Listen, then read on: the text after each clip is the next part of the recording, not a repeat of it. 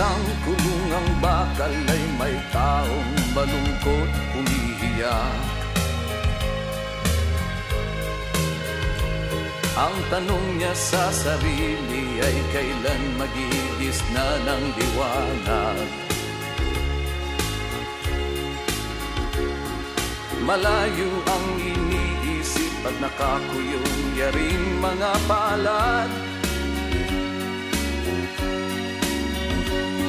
Bakit daw siya nagdurusa sa kasalanang di niya ginawa? Kahapon lamang ay kapiling niya kanyang asawa at anak. Namumuhay ng tahimik sa isang munting tahanang may tuwa. Ang kaligayahan ay pinutol ng isang paratang sa kanya. Siya daw ang may sala sa isang krimen na di naman niya ginawa.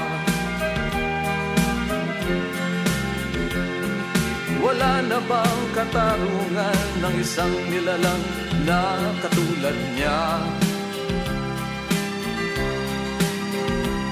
Ilan pang tulad niya ang magdurusa ng walang kasalanan? Di ba't ang batas nating pantay-pantay ay walang mahirap mayaman?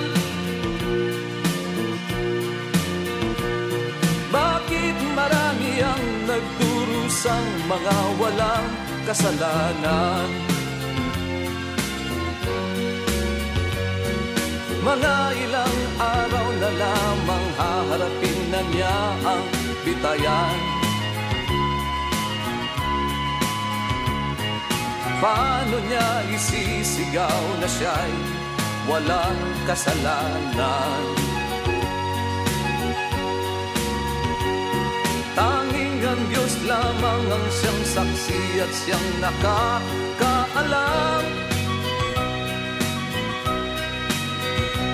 Diyos na rin ang siyang bahalang maningil kung sinong may kasalanan. Dumating na ang araw, haharapin na niyang kanyang kamatayan. Sa isang upo ang bakal na kay rami ng buhay na inutang. O ang batas ng tao kung minsan ay di mo maintindihan.